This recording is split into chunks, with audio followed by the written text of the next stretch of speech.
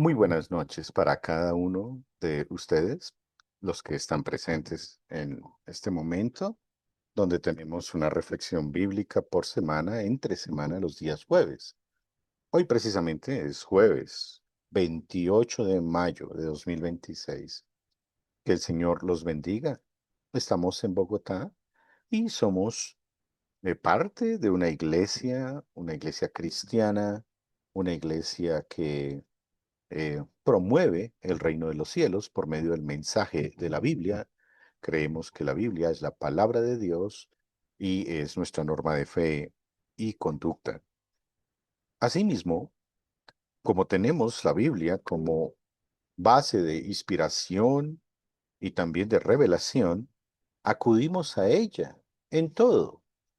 La Biblia no es en sí mismo un libro religioso, es el libro de la vida, es la revelación de Dios para la vida.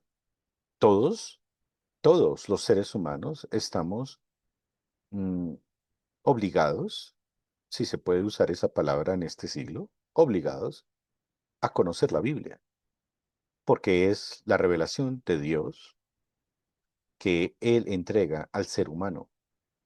Él se revela en un plan que, dicho sea de paso, no es un plan abortable, ni nunca lo ha abortado, porque Dios no aborta sus planes. Realmente es un plan eterno. Y hacemos parte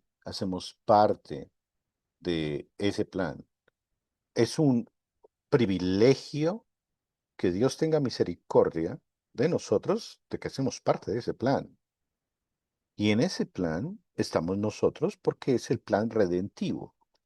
Él, Él entonces nos eh, elige para que conozcamos de ese plan en su gracia, en la forma como Él comunica el pacto, porque el pacto que Él hace con el ser humano lo hace por medio de su Hijo Jesucristo. Y Jesucristo nuestro Señor es nuestro Salvador, el Redentor, y Él es el que habita en el corazón nuestro. Por eso somos cristianos, no solamente por un mote moderno o posmoderno, sino porque Cristo habita en el corazón nuestro. Pero nuestro Señor nos enseña a vivir también, no como un guión de, bueno, ahora soy cristiano y ¿qué hacen los cristianos? Nada, el cristiano no toma ni fuma. Bueno, lejos de la realidad de que ese tipo de motes. Ah, no, el cristiano dice buenas palabras, el cristiano es amable, lejos de la realidad. ¿Qué quiere decir? ¿Qué trato de decir con esto? Que eso es cierto en la conciencia que el Señor nos da santificada, pero es la motivación con que lo hacemos. Ah, puedo decir, el cristiano siempre está riéndose, el cristiano siempre está alegre. Ah, bueno, sí, pero el cristiano también llora y el cristiano también se enoja. Es decir, no dejamos de tener nuestras marcas de personalidad, pero ahora esas marcas de personalidad están sujetas a Cristo. Y es donde nos damos cuenta que somos más pecadores de lo que nosotros pensamos que somos.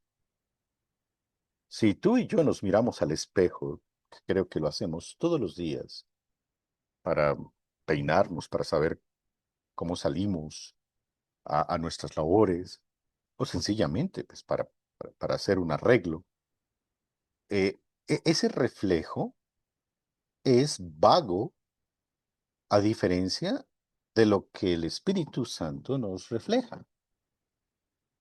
Y entonces hoy la lección, que va a ser un refuerzo de la lección anterior, va a mostrar un espejo.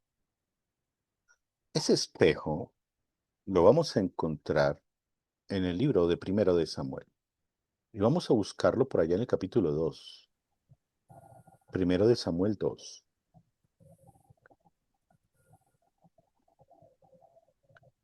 Entonces, tenemos una situación de un hombre que es el representante de Dios, que se llama Elí, Y ese hombre tiene dos hijos. Y aquí donde yo quiero que interpretemos la, la palabra espejo, ¿vale? ¿Por qué? Porque el espejo es como el filtro de lo que entra por nuestros sentidos. El espejo no, el espejo refleja una imagen de lo que nosotros somos, ¿cierto? Entonces ahí, según el espejo que sea, nos vamos a ver en nuestra forma, ¿no?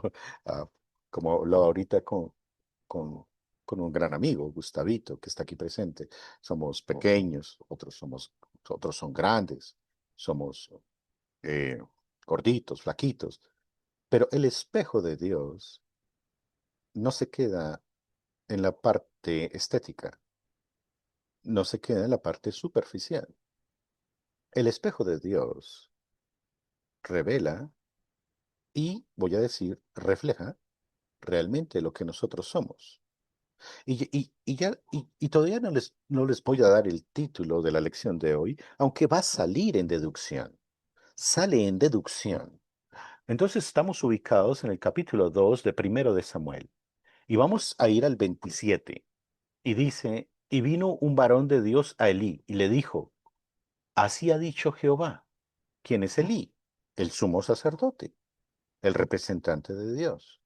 La persona que era el responsable de resguardar el arca y enseñar al pueblo de Dios acerca de Dios, ¿cierto?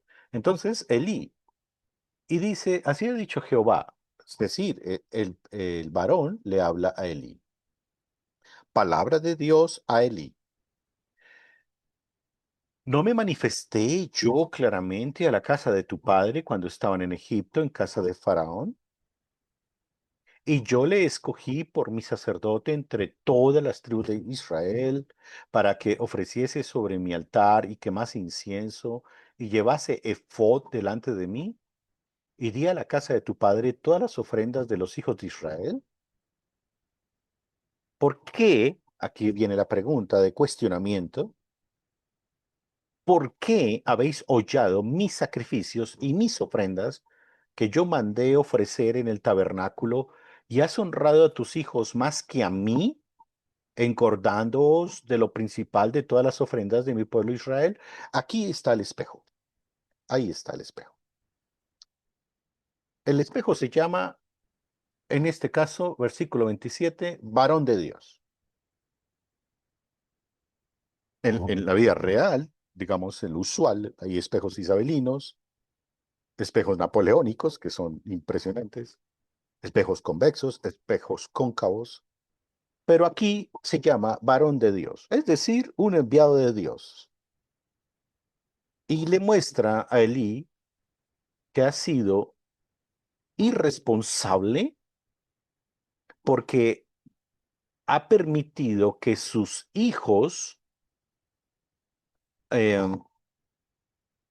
abusen de las ofrendas del pueblo, de los sacrificios, y que ellos inclusive consuman de los sacrificios, aún sin estar, digámoslo así, autorizados. El cuestionamiento para Elí es con relación a sus hijos, a su familia. Entonces, ese es el espejo. Elí no se había visto. Entonces Dios le manda un espejo, mírate, eso es lo que pasa, eso es lo que estás reflejando. Y lo que estás reflejando tú es que has tapado, ojo con lo que dice el Señor, has tapado, has escondido la irresponsabilidad de tus hijos. Esto no es como ahorita, ¿no? Ah, no, ya tienen 18, que ellos hagan lo que quieran. No, no es eso. Los papás seguimos siendo papás siempre. Y eso que la lección no se trata de papás. Se trata de lo siguiente. La lección de hoy, que es corta, se trata acerca del modelo de autoridad que Dios ha puesto en la familia. Es decir, ¿qué tanto nosotros, la responsabilidad familiar que el Señor nos ha dado, pues porque nos ha dado una responsabilidad familiar, estamos nosotros reflejando el carácter de Cristo como inicié la reflexión? Entonces, dice el Señor enojado, versículo 30. Por tanto, Jehová el Dios de Israel dice, yo había dicho que tu casa y la casa de tu padre andarían delante de mí perpetuamente, mas ahora ha dicho Jehová, nunca yo tal haga, porque yo honraré a los que me honran y los que me desprecian serán tenidos en poco. Y aquí vienen días en que cortaré tu brazo y el brazo de la casa de tu padre, de modo que no haya anciano en tu casa. Verás tu casa humillada mientras Dios colma de bienes a Israel. Y en ningún tiempo habrá anciano en tu casa. El varón de los tuyos que yo no corte de mi altar será para consumir tus ojos y llenar tu alma de dolor, y todos los nacidos en tu casa morirán en la edad viril. Y te será por señal esto, que acontecerá a tus dos hijos, Ofni y Finés. Ambos morirán en un día. Y yo me suscitaré un sacerdote fiel, es decir, levantará otro sacerdote, conforme a mi corazón y a mi alma. Y yo le edificaré casa firme y andará delante de mi ungido todos los días. El Señor se enojó con Elí, porque Elí no perseveró en la enseñanza del pacto que Dios había hecho con su familia para que siempre fueran sacerdotes. Enseñar tiene una equivalencia a una práctica de autoridad. Por ejemplo, si, si yo estoy enseñando en este momento la palabra de Dios, de lo poquito que la conozco, de lo poco que sé, pues requiero que haya de todas formas una autoridad delegada por Dios en mí. Pero a lo que también quiero llegar es que en tu oficio, en tu profesión, sea la que sea, que es digna, desde ama de casa, mamá, papá, en tus relaciones filiales o en tu profesión, tú tienes unos campos de dominio que cuando enseñas, enseñas de tal manera que tienes autoridad para enseñar. Por ejemplo, si alguien sabe usar herramientas, no sé, taladrar o alguna cosa, eh, pues le dice, ven, te enseño cómo se usa un taladro. Si alguien de pronto sabe cómo, no sé, lavar algo, limpiar algo, ven, te enseño cómo se limpia esto. Y el enseñar tiene de todas formas una marcación de autoridad. ¿Por qué? Porque esa persona lo sabe hacer y es lo que va a departir a otro. En el consejo de Dios, enseñar se reafirma que tiene autoridad. Aquel que enseña el consejo de Dios se reafirma que tiene autoridad. El que conozca el consejo de Dios ya la tiene.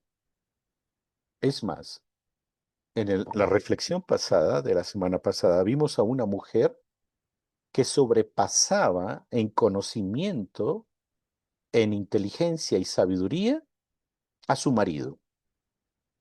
El caso de Abigail con su marido Nabal, donde ella entendió que la deshonra a David y a sus hombres era traer una calamidad y muerte no solamente a su casa, sino que realmente era un acto de indignidad frente al rey Mesías que Dios estaba levantando en David, y Abigail sí lo había percibido.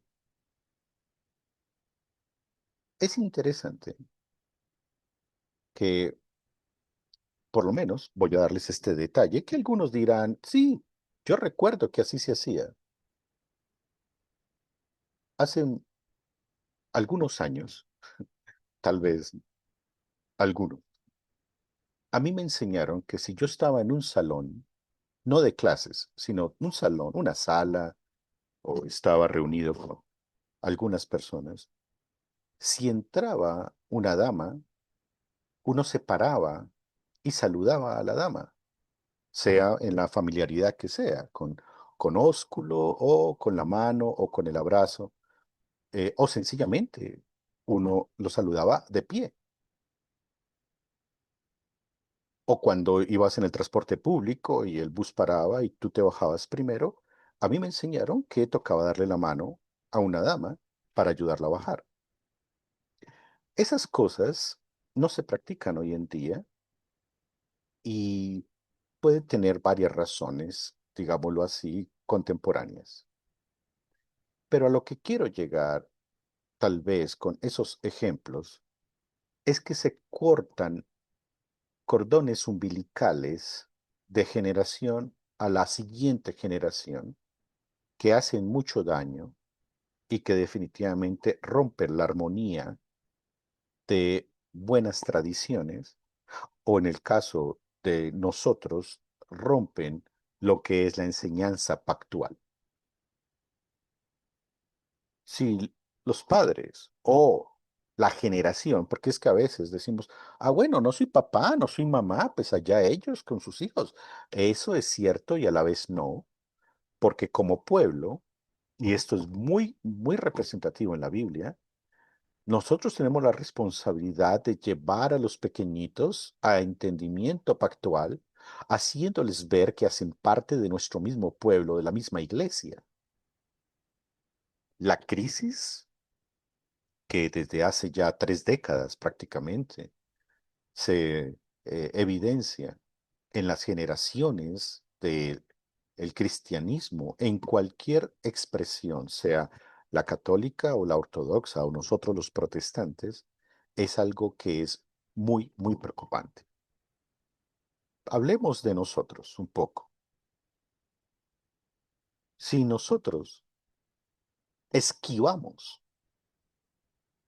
por razones de doctrina, por razones de práctica o por razones de irresponsabilidad, esquivamos el deber que Dios nos puso de llevar a la siguiente generación a ser parte de nuestro pueblo, nuestra iglesia lo que va a tener es fallecimiento lento. Van a ser iglesias que van a morir porque no se alimentan de la siguiente generación. Esto no es una cuestión de atraer a las juventudes con conciertos musicales o con algunos atractivos sugestivos a los sentidos visuales o auditivos. No, eso es realmente yo lo llamo un narcótico psicológico. Creo yo, y no solamente yo, de los que hemos estudiado el tema durante muchísimo tiempo de lo que está sucediendo, es que hay algo que sucede en la iglesia en general, cualquier expresión, como lo acabo de decir, en que los niños y los jóvenes no se sienten parte de la comunión que nosotros tenemos con Dios. Dicho de otra forma, el Dios nuestro, ellos no lo ven como el Dios de ellos. ¿Responsabilidad de la generación actual? Sí, claro que sí, porque ellos deben copiar modelos, ellos deben sentirse, obviamente, parte de una familia, parte de un cuerpo, ellos se deben sentir parte y que cuando sea el momento de asumir responsabilidades mayores, lo hagan de manera tan natural como espiritual.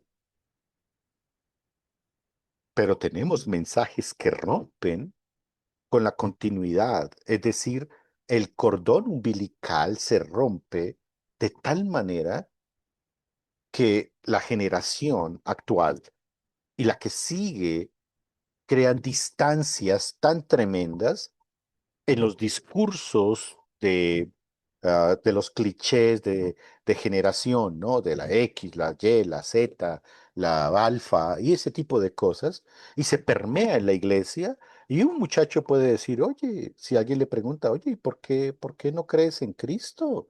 No, no, no, porque soy Z. Ah, y el otro dice, bueno, ¿y por qué no crees en Cristo? Ah, porque soy alfa.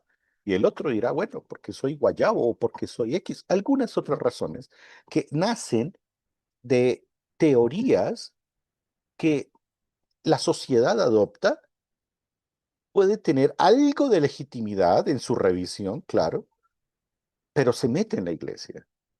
Hay que entender algo. El mundo no se puede leer tan fácilmente bajo un marco universal solamente, a menos que sea pecado y redención. Vuelvo y lo repito. El mundo no se puede leer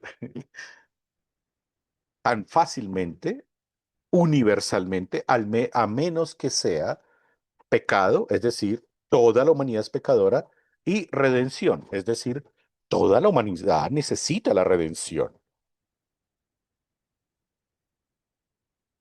De lo contrario, jóvenes que viven en Polonia, en Ucrania, en Rusia, en Grecia, Macedonia, Armenia, Albania, de 20 años, son diferentes a los jóvenes que viven en Estados Unidos, México, Colombia, Argentina, Brasil. Pero queriéndolos meter en un mismo toldo, a veces lo que hacemos es daño. Tenemos que predicar el pecado, sí. Tenemos que predicar la redención, sí. Y la necesidad de que toda persona conozca a Cristo, pactualmente hablando. Obviamente tenemos que hacer lecturas de cómo el mundo se comunica hoy en día. Hablaba yo con algunos pastores ayer que me reuní con ellos a pasar algo de tiempo. Y hablábamos eso, recordábamos cuando hace algunos años repartíamos volantes, ¿no? En los parques, en las casas, a donde estuviéramos, nosotros repartíamos volantes, ¿no? Tratados físicos, de papel, pero ahora eso no se ve y nos toca hacer adaptación eh, virtual. ¿Cómo expresar la fe nuestra? Por ejemplo, lo que estamos haciendo en este momento, que va a ser reproducido en las diferentes plataformas que tenemos, en Spotify, YouTube, eh, pues eso tiene divulgación. Claro, fíjense cómo hacemos adaptación, pero el mensaje sigue extendiéndose. Entonces, estamos frente a un tema de la vida cristiana en la propia familia. Si a ti te llegó el mensaje del Evangelio, lo tienes que reproducir. Claro.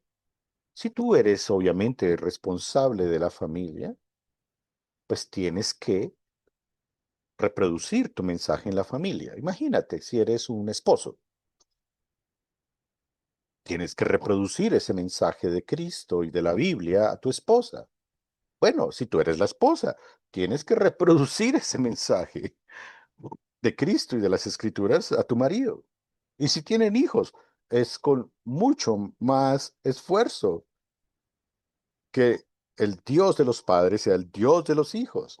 Ah, bueno, pero es que soy soltero. Ah, qué gran oportunidad de apoyar a los que entonces tienen hijos o tienen unos iguales, ¿no? Tenemos pares, en cualquier escenario tenemos pares. Y a eso es lo que quiero llegar. ¿Cómo estamos nosotros admirando y contemplando este mensaje de redención en el núcleo familiar? Y termino con algo que es supremamente fuerte y que tal vez lo dije con bastante énfasis en el estudio pasado, pero es que esta pugna entre géneros, la lucha de géneros, hombres contra mujeres, mujeres contra hombres, machismo contra feminismo, pues no está en la Biblia. Realmente somos complementarios. Los hombres que haríamos sin las mujeres y las mujeres que harían sin nosotros. Pues realmente cuando Dios dijo, haré ayuda idónea a Adán en el Edén, Pues textualmente en el hebreo es hallé o hallaré o crearé una persona que te apoye. Textualmente lo que dice. Haré ayuda idónea para ti, Adán, es haré una persona que te apoye. Entonces, se vuelve un complemento. Pero si ustedes recuerdan, cuando Adán y Eva pecan en el Edén y ellos se esconden, ¿a quién llama Dios? No llama a Eva, llama a Adán. Pero las escrituras son claras. Dice que Eva pecó primero, pero llama a Adán como responsable. Aquí, los que pecaban eran Ofni y Finés, los hijos de Eli, y Dios llama a Eli a cuentas. Caray. Entonces esto de ser hombre no es que sea solamente yo aquí mando. No, la Biblia no está diciendo eso. La Biblia dignifica a la mujer de tal manera que el hombre es el cuidador y protector de ellas, de la manera como Cristo lo hace con la iglesia, amorosamente, entregando su vida por ella. Una mujer puede decir, no necesito hombre, pues lo puede decir, pero no es la verdad. Pero también toca mirar qué tipo de hombre, porque no es el hecho de ser hombre per se. Es decir, nadie puede decir, oh, como decían los antiguos, menos mal es hombre,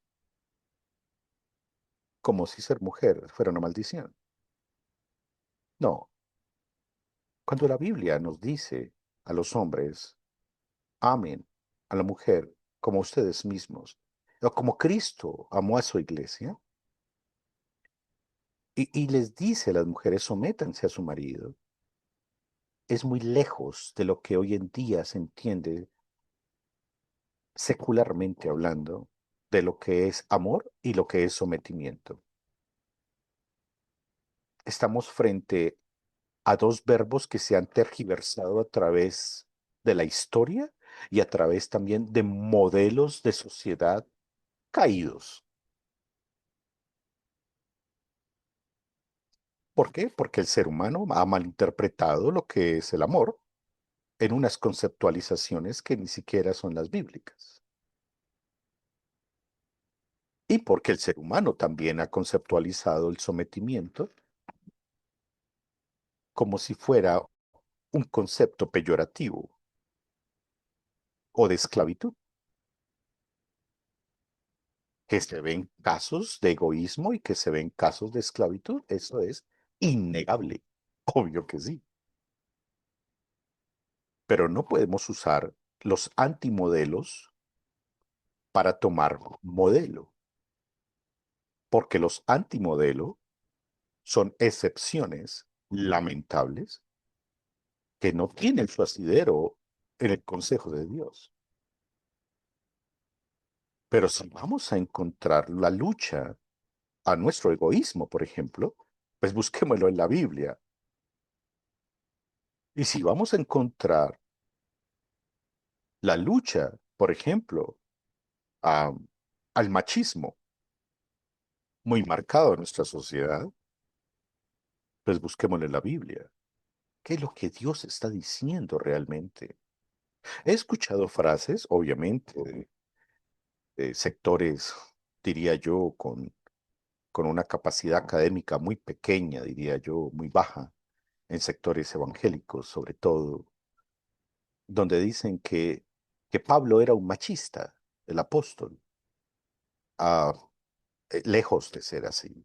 Al contrario, es una lectura muy errada el que piense así. Es más, ah, por ahí vi rápidamente dos cosas de pastores o líderes que decían, no, no, es que no leemos a Pablo, porque Pablo era un machista. Creo que no estamos entendiendo el Evangelio, más bien.